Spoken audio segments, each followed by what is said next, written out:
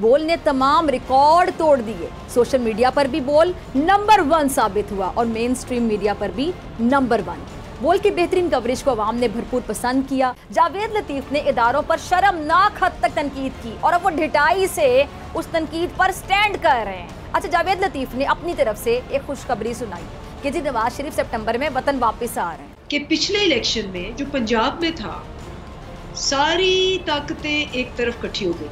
15 पार्टियां जो चूचू का मुरब्बा है, सारी पुलिस, सारा इलेक्शन कमीशन, अवाम और इमरान खान एक तरफ, और वो उन ताकतों को जेर कर।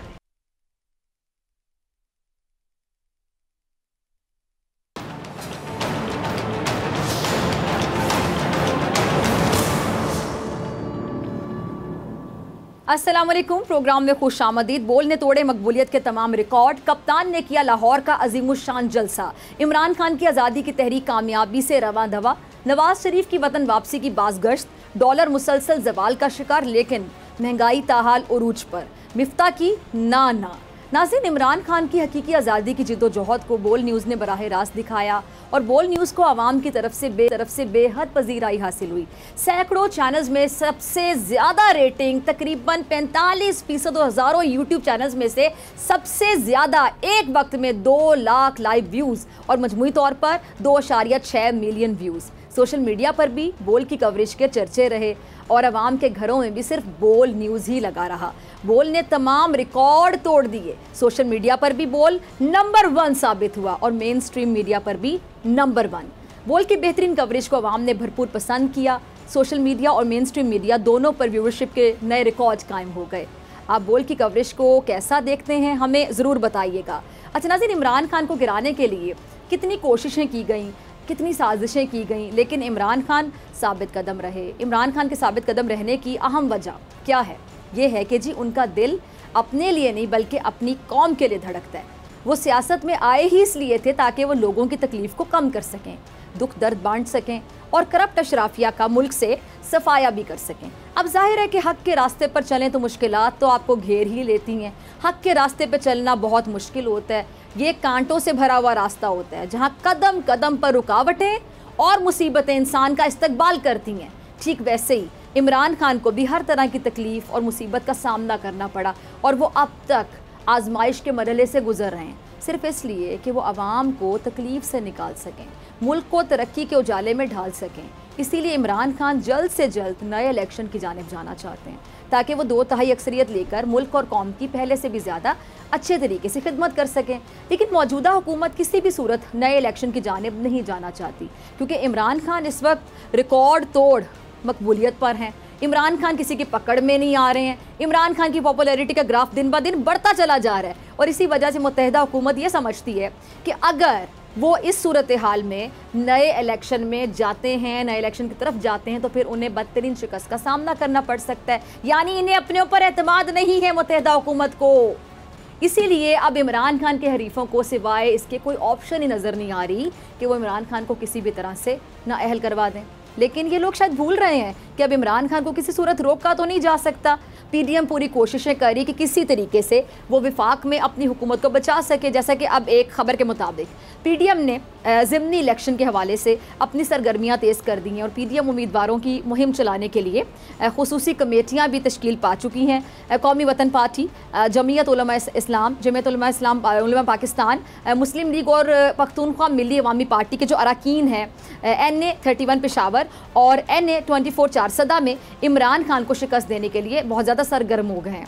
अच्छा, ANP के सीनियर रहनुमा और साबिक वफाकी वज़ीर अलहाज गुलाम अहमद बिलोर और ANP के सूबाई सदर एमल वली खान की हिमायत के लिए इंतखाबी मुहिम तेज़ कर दी गई है। मतलब आप ये समझ लें कि जी PDM पूरा जोर लगा रही है कि वो किसी तरह से इन 9 नशिस्तों पर मैदान मार ले ताकि वो विफाक में अपनी हुकूमत की पोजीशन को मुस्तहकम कर सके। लेकिन दूसरी जानिब तमाम नशिस्तों पर इमरान खान खड़े हैं जो इनको भरपूर टफ टाइम देंगे और इनको पता है, और अवामी ताकत इस वक्त इमरान खान को हासिल है, इनको पता है। अब इसको देखने के बाद ये अंदाज़ा लगाना मुश्किल नहीं है कि कप्तान के लिए 9 की 9 नशिस्तों पर मैदान मारना ज़रा भी मुश्किल नहीं है। खाने कौम से खिताब में बैरूनी क़ुव्वतों का जो आलाकार बनने वालों की, मैं क्या लफ्ज़ इस्तेमाल करूँ, रज के कहते हैं हमारी पंजाबी में, रज कर, खुलकर रज कर क्लास की। और नवाज शरीफ की वापसी से मुतालिक उन्होंने बड़ा दिलचस्प तबसरा मखसूस अंदाज में, ज़रा सुनिएगा खान साहब को। पहला क्लिप चलाइएगा टीम जी। सुना आपने इमरान खान को। अच्छा, सबसे पहले मैं इस जलसे पर बात कर लेती हूँ। ये हॉकी स्टेडियम जिसकी गुंजाइश इतनी है कि जिसमें 45,000 के करीब लोग समा सकते हैं, पूरे आ सकते हैं एक वक्त में। और तहरीक इंसाफ की इंतज़ामिया ने गुंजाइश बढ़ाने के लिए एस्ट्रोटर्फ हटा दी थी और इस तरह पूरा जो स्टेडियम है वो हर तरफ से, हर एंगल से कह लें कि हाउसफुल हुआ पड़ा था। लेकिन लोगों की आमद का सिलसिला रुकने का नाम तक नहीं ले रहा था।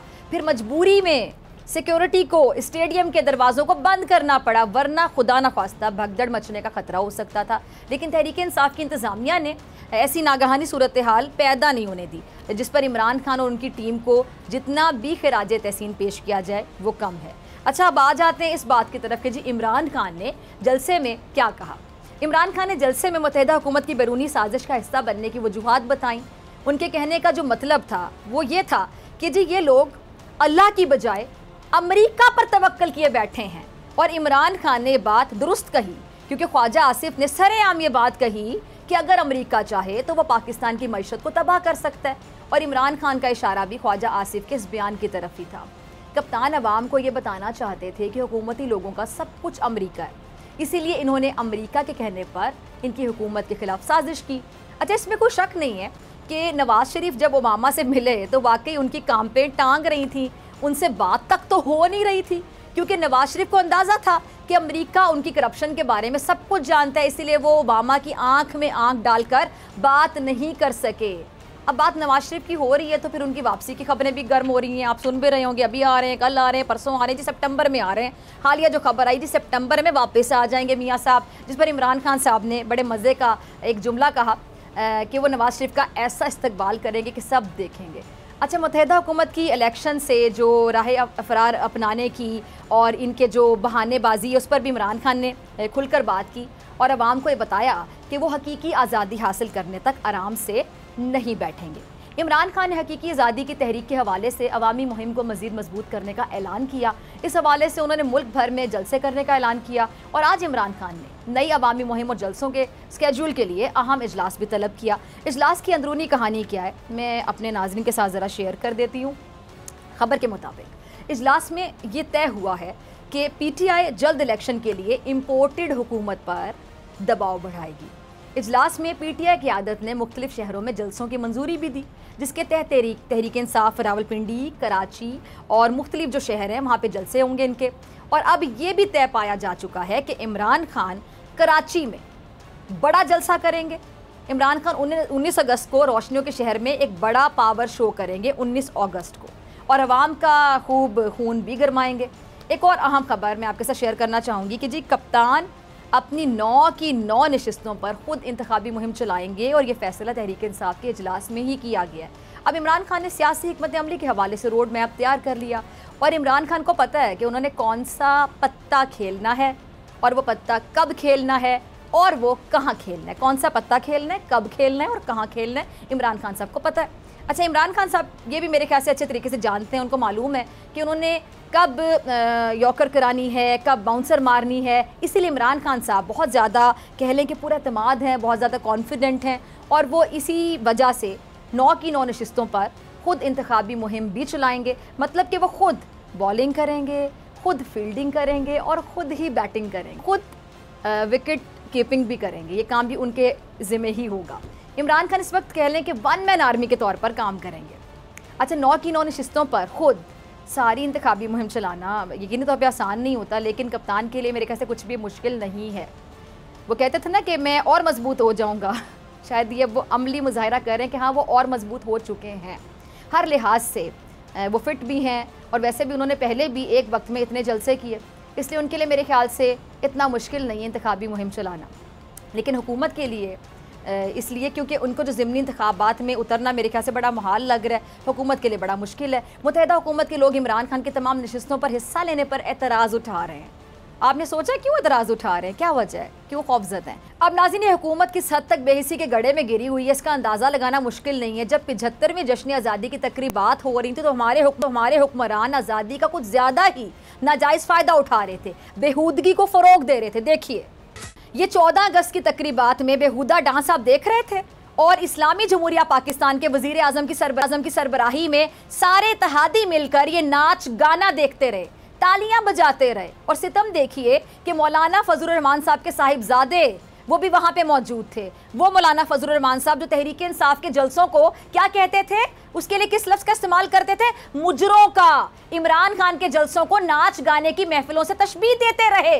अब उनकी ज़ात और उनकी जमात पर जब उंगलियां उठी हैं तो अपने दिफा में देखिए कि क्या फतवा ये जारी करते हैं और वो उसकी जो भी दलील दें। मगर अब तो इस बेशर्मी, इस बेहूदगी पर बारूफ आलिम दीन भी बरस पड़े हैं। मुफ्ती तकी उस्मानी साहब ने इस डांस महफिल पर बरहमी का इजहार किया है। मुफ्ती साहब कहते हैं कि जी यौम आज़ादी मुबारक, लेकिन इसकी सरकारी तकरीब में मर्दो जन का मखलूत रक्स कौम के ज़ख्मों पर नमक छिड़कने के मुतरादिफ है। क्या इस तरह अल्लाह ताला की तरफ से बरकतें नाजिल होंगी? अब ये इतना गैर मुहज़्ज़ब, गैर मयारी जो डांस है, डांसर्स को बुलाकर उनको नचवाया गया, शायद ये लोग अमेरिका की सकाफत हम पे मुसल्लत करना चाहते हैं। क्योंकि जैसा कि इमरान खान साहब क्या कहते हैं, ये हुकूमत तो इम्पोर्टेड है जो मुसल्लत की गई, तो इसीलिए उन्हीं की सकाफत पाकिस्तान पर मुसल्लत करने की कोशिश की जा रही है। अच्छा, इसमें एक और बात मैं आपको बताऊं कि इस परफॉर्मेंस के दौरान हुकूमती नुमाइंदगान बाशमूल ख़वातीन शामिल थीं।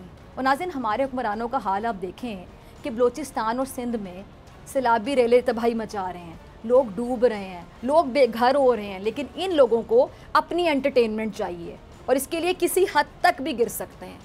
अच्छा, जावेद लतीफ़ साहब अक्सर इंतशार फैलाने की बातें करते हैं और इंतशार की सियासत चाहते हैं। अब ज़रा सुनिएगा मज़ीद क्या कह रहे हैं, क्लिप चलाइएगा। टीम जी, सुना आपने जावेद लतीफ़ को, ये इंतशार की सियासत चाहते हैं। सुना क्या बातें कर रहे थे कि हम ये करने देंगे और हम ये करने नहीं देंगे। जावेद लतीफ़ ने इदारों पर शर्मनाक हद तक तनकीद की और अब वो ढिठाई से उस तनकीद पर स्टैंड कर रहे हैं। यानी वो शायद ये साबित करना चाह रहे हैं कि ठीक की तो उन्होंने तनकीद, यही मतलब समझ आता है। अच्छा, जावेद लतीफ़ ने अपनी तरफ से एक खुशखबरी सुनाई कि जी नवाज शरीफ सितंबर में वतन वापस आ रहे हैं। अब जाहिर सी बात है कि इमरान खान का मुकाबला कोई कर नहीं पा रहा, इसलिए नून लीग की सफ़ों में बहुत से लोग इस बात पर जोर दे रहे हैं कि जी अगर इन्होंने इमरान खान का मुकाबला करना है तो इसके लिए ज़रूरी है कि नवाज शरीफ वतन वापस लौट आएँ। लेकिन जो भी हो, नवाज शरीफ का ठिकाना वापसी की सूरत में जेल में ही होगा। और वैसे भी उनके वापस आने से कौन सी मैशत ठीक हो जानी है। वैसे अगर देखा जाए, डॉलर का मुसलसल जवाल हो रहा है, रुपये का उरूज हो रहा है, दोस्त ममालिक और IMF से इमदाद भी मिलने जा रही है, लेकिन अहम सवाल ये कि इसके बावजूद महंगाई का अजाब क्यों नहीं थम रहा। अवाम को इसका फ़ायदा पहुँचे तो फिर अवाम माने ना। महंगाई तो उतनी ही है, चीज़ें तो आपने सस्ती नहीं कर दी। अच्छा, मिफ्ता साहब अपने हाथ खड़े करते हुए इसके कह रहे हैं कि जी वो पेट्रोलियम मसनूआत पर किसी किस्म की कोई सब्सिडी या रिलीफ नहीं दे सकते हैं। फिर बता दें कि समझ नहीं आ रही कि डॉलर अगर गिरेगा, रुपया ऊपर जाएगा, लेकिन आवाम को कोई रिलीफ नहीं मिलेगा। ये ज़रा हमें समझा दें। और आलमी मंडी में तेल की कीमतें मुसलसल कम हो रही हैं, लेकिन मिफ्ता साहब इसके बावजूद आवाम का दुख कम करने को तैयार नहीं है। सुना आपने, इमरान खान पर तरह तरह के इल्ज़ामात लगा रहे थे और कप्तान को नाअहल करवाने के लिए बेकरार बेचैन हुए जा रहे थे, लेकिन ये भूल गए हैं कि ये खुद नाअहली का तमगा हासिल कर चुके हैं। इन्होंने सुप्रीम कोर्ट पर हमले किए, जिसके जवाब में इन पर तौहीन अदालत लगी और ये 5 साल के लिए नाअहल करार दे दिए गए। इसीलिए तलाल चौधरी साहब, आप किस मुँह से ये बात कर रहे हैं? आप भी उन लीगी रहनुमाओं में शामिल हैं जो गैर शाइस्तगी की सारी हदें पार कर जाते हैं, लेकिन फ़याज़ुल हसन चौहान, जावेद लतीफ़ साहब और तलाल चौधरी को उनकी हद में रखने की तलकीन कर रहे हैं। ज़रा देखिएगा। सुना आपने चौहान साहब को कैसे लीगी रहनुमाओं को आईना दिखा रहे हैं। अब फ़याज़ुल हसन चौहान ही नहीं बल्कि पूरी पीछे आए, बल्कि मैं तो कहूँगी कि पूरी पाकिस्तानी कौम मुत्तहदा हुकूमत के मनफी चलन पर इन्हें आईना दिखा रही है और कह रही है कि अब ऐसे नहीं चलेगा। मिलते हैं ब्रेक के बाद।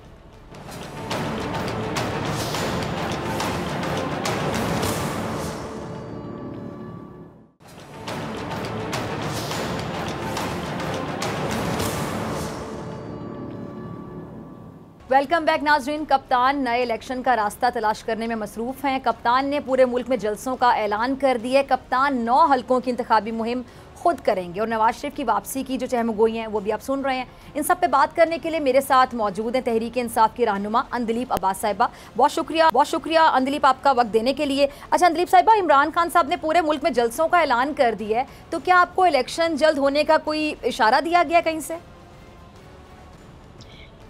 देखिए, इशारा तो 22 करोड़ अवाम दे रही है, और जमहूरियत में वही जो इशारा होता है वो सबसे ताकतवर होता है। और आपने देख लिया कि पिछले इलेक्शन में जो पंजाब में था, सारी ताकतें एक तरफ इकट्ठी हो गई।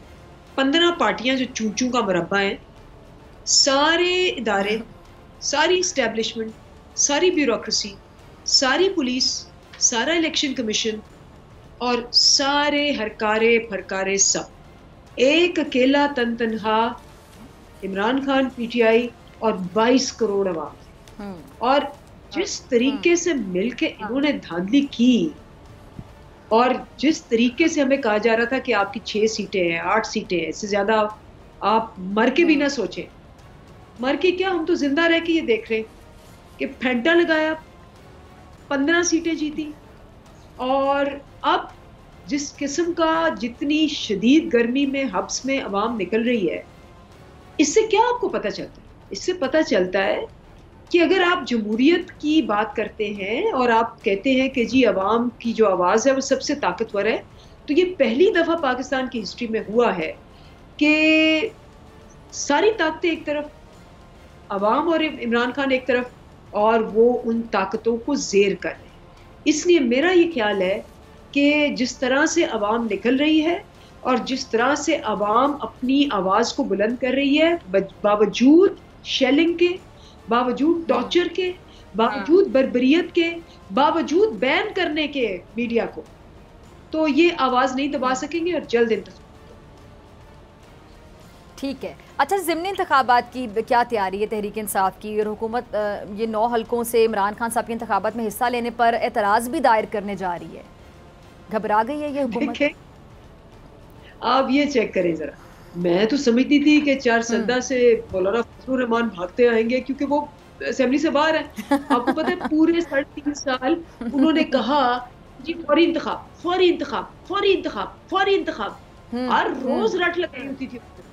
और जब से वो हुकूमत में आए हैं कहते नहीं इंतखाबात नहीं, और अब जब मौका है अब वो दुम दुबा के भाग गए हैं। और ये सारे फिर इकट्ठे हैं और एक इमरान खान 9 सीटों से खड़ा हो रहा है। उसकी दलेरी देखें, उसकी जुर्रत देखें, उसका ईमान देखें, उसकी हिम्मत देखें और उसकी शुजात देखें। और ये जो बाकी सारे चूहे इकट्ठे हुए हैं, ये इनमें हिम्मत नहीं कि उनके खिलाफ किसी ताकतवर को, अपने लीडर को फील्ड करें, क्योंकि लीडर तो इनके गीदड़ है। नवाज शरीफ तो बाहर भाग गया, हकान अब्बास भी बाहर भागा हुआ है, जरदारी साहब या बाकी जो है वो कैसे सामने आएंगे? बिल्कुल सामने नहीं आएंगे।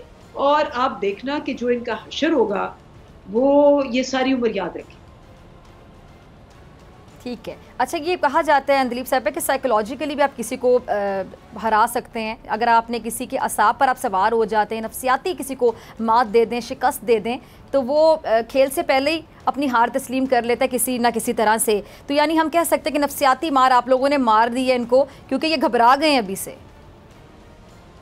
देखिए, ये हर तरह की मार खा चुके हैं। सबसे पहले तो इखलाकी मार में हार है, और सबसे कुव्वत वाली जो होती है ना, जो आपको सबसे ज्यादा कुव्वत देती है, वो इखलाकी मार होती है और इखलाकी जुर्रत होती है। इनमें इखलाकी जुर्रत ही नहीं है। अगर इखलाकी जुर्रत होती तो ये भाग ना जाते। 2 साल से वहां बैठे हुए हैं, लंदन ने भी वीजा देने से इनकार कर दिया है और अब मिन्नतें तरले करके वहां बैठे हुए हैं। तो ये कोई गीदड़ की जिंदगी कोई जिंदगी होती है? अच्छा, दूसरी ये है कि ये सियासी जिसको कहते हैं मार, वो भी खा चुके हैं इन्होंने। पंजाब इनके हाथ से निकल गया, सब कुछ होने के बावजूद भी निकल गया। उसके बाद ये जिसको कहते हैं नफसियाती मार जो है, ये मार चुके हैं। आप इनके बयानात देखें, इनकी हरकतें देखें। कोई आप मुझे बताएं कि कोई एक ड्राइवर की बीवी को उठा के, जिसकी 10 माह की बच्ची हो, दूध पीती बच्ची हो, उठा के जेल में डाल दें? आप देखें कि ये क्या हरकतें हैं। आप देखें कि जिस तड़प रही है आवाम, तो ये क्या समझते हैं कि होता क्या है कि जब आप नफसियाती तौर पे स्ट्रेस में आते हैं ना, तो आप बहुत सारी गलतियां करते हैं। अब ये गलती पे गलती पे गलती पे गलती करते जा रहे हैं। आवाम इनके खिलाफ हुई जा रही है, बुखलाहट का सबूत दे रहे हैं।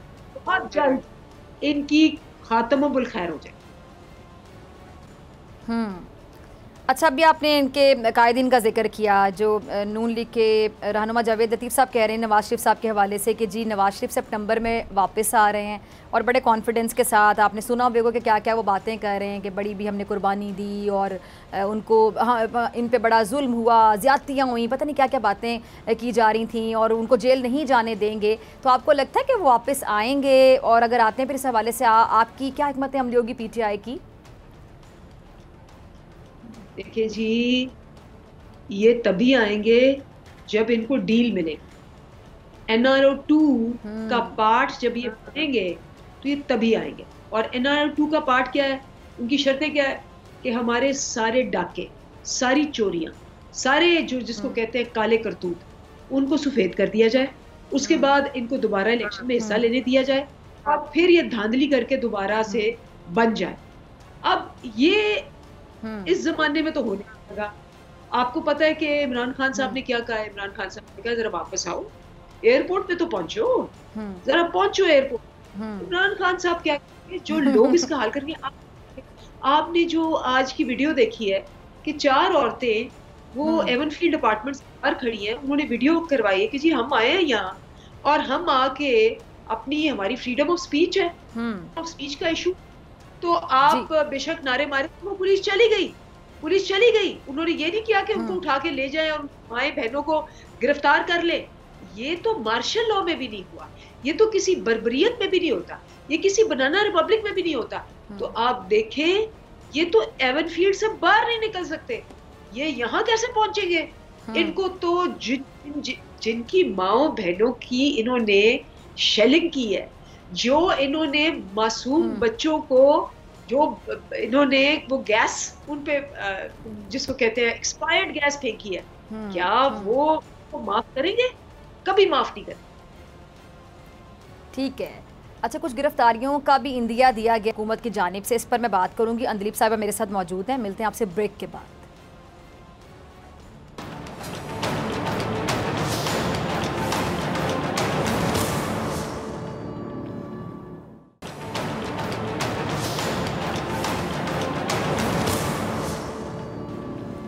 वेलकम बैक नाज़रीन। अंदलीप अब्बास साहिबा मेरे साथ मौजूद हैं। अच्छा अंदलीप साहिबा, पंजाब हुकूमत की जानिब से कुछ गिरफ्तारियों का इंदिया दिया गया था, छापे भी मारे गए, लेकिन कोई गिरफ्तारी अमल में आई नहीं। तो आने वाले वक्तों में क्या कोई गिरफ्तारी होने जा रही है? देखिए, ये तो आपके पास वीडियो फुटेज है ना, जो राना सनाउल्लाह ने किया, डॉक्टर यास्मीन की गाड़ी तोड़ी, उन लोगों को जुदोकोप किया, औरतों के घर जाके गेट तोड़ के अंदर दाखिल हुए।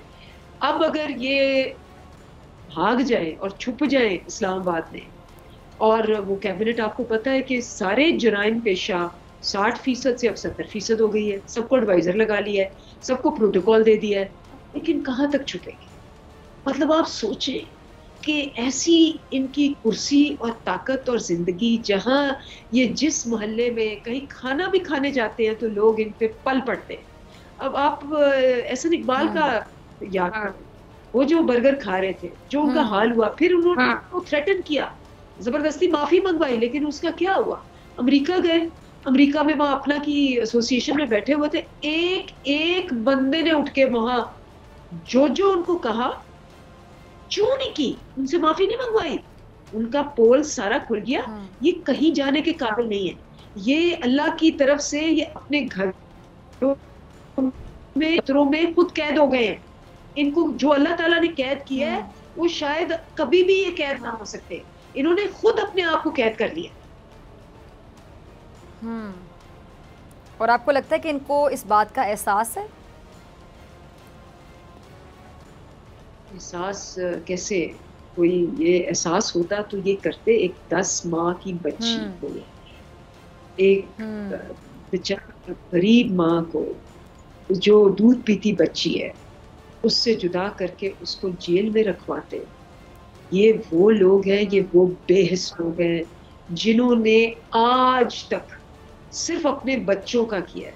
इन्होंने, हमने सेहत कार्ड दिया, ये अपने इलाज बाहर करवाते रहे, इन्होंने आज तक एक सेहत की सहूलत नहीं दी, क्योंकि ये बाहर इलाज करवाते हैं, खुद बताते हैं कि जी एक हॉस्पिटल इस काबिल नहीं है कि हमारे और हमारे बच्चे जो हैं यहाँ इलाज करवाएं। उनको यहाँ झोंक दिया और खुद इनको क्या एहसास होगा?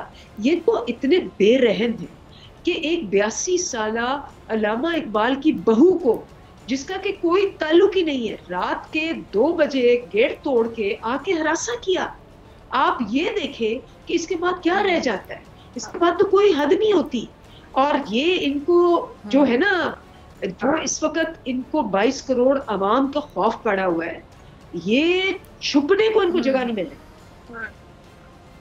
ठीक है। अच्छा अंदलीप साहिबा, अगर इमरान खान साहब 9 हल्कों आते हैं तो फिर वो इस्तीफ़ा देंगे और फिर उसके बाद इंतखाबात करवाना होंगे, तो फिर आपको पता है वसाइल हमारे यहाँ पहले कितने हैं और वसाइल का फिर ज़िया नहीं होगा, क्या ये फिर मुल्क के लिए नुकसानदेह नहीं होगा?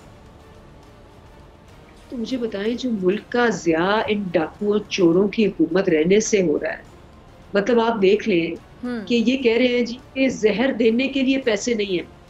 ये आपको पता है किसने कहा? मुसद्दिक मलिक ने, कि जहर देने के लिए हमारे पास पैसे नहीं है, लेकिन स्विमिंग पूल के लिए 2.5 करोड़ रुपया, 7 करोड़ रुपया स्विमिंग पूल के लिए और बाथरूम के लिए 2.5 करोड़ रुपया रखा है।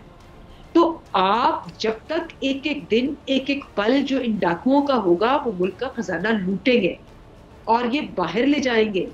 देखिए हमजा भी भाग गया है, खाकान अब्बासी भी भाग गया है, वो पहले बाहर भाग। तो ये इंशाल्लाह आप देखना कि ये हुकूमत खुद ब खुद खत्म हो जाएगी। अच्छा अंदलीप साहब, एक और चीज़ समझ नहीं आ रही, डॉलर का मुसलसल जवाल हो रहा है और रुपए का उरूज हो रहा है, यानी डॉलर जब नीचे जाएगा रुपया ऊपर जाएगा, तो दोस्त ममालिक और IMF से इमदाद भी मिलने जा रही है, लेकिन इसके बावजूद महंगाई का अजाब कम नहीं हो रहा है। क्या इन्होंने फिर कोई 2 नंबरी लगाई है? देखिए आपको याद होगा कि क्या हुआ लास्ट टाइम जब ये थे, इसहाक डार ने आर्टिफिशियली डॉलर को मैनेज किया, जिसकी वजह से एक्सपोर्ट्स का बेड़ा गर्क हो गया, जिसकी वजह से कर्जे बढ़ते गए, जिसकी वजह से वो जो 5.9 ग्रोथ थी वो एकदम बबल की तरह बर्स्ट हो गई और सारी एजेंसीज ने नेगेटिव करार दिया 2018 में। अभी भी ये वो हो रहा है कि जी आपने आर्टिफिशियली बढ़ाया, अब आर्टिफिशियली उसको रोक रहे हैं, एक्सपोर्ट्स आपकी नीचे जा रही है, फैसलाबाद आपका बंद हो रहा है, बेरोजगारी बढ़ रही है, 38% आपकी महंगाई है। तो मुझे बताए कि किसको बेवकूफ बनाने की कोशिश कर रहे हैं? ये वो अवाम नहीं है, ये अवाम जाग गई है। इमरान खान ने अवाम में शूर डाल दिया है।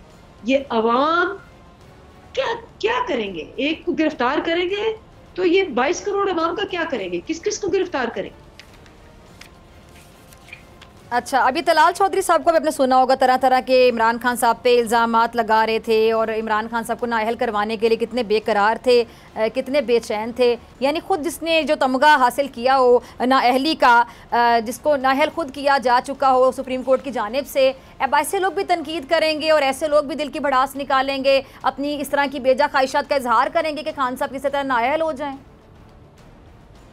देखिए ये 3 इनके बंदे इनकी बदजुबानी की वजह से नाअहल हुए, तलाल, निहाल, दानियाल, और तीनों ने गालियां निकाली, जजेस को निकाली और फौज को निकाली, जजेस के बच्चों को थ्रेटन किया, इसलिए इनका कंटेम्प्ट ऑफ कोर्ट हुआ और ये नाअहल हो गए। इसलिए इनकी बात की तो अपनी पार्टी में कोई वैल्यू नहीं है, बाकी तो छोड़े। ठीक है जी, बहुत शुक्रिया अंदलीप साहिबा आपके वक्त के लिए। इसी के साथ मुझे दीजिए, आपसे मुलाकात होगी इंशाल्लाह कल, सेम टाइम सेम चैनल। अगर ज़िंदगी ने वफ़ा की, दुआओं में याद रखिएगा, अपना बहुत ख्याल रखिएगा। अल्लाह निगहबान।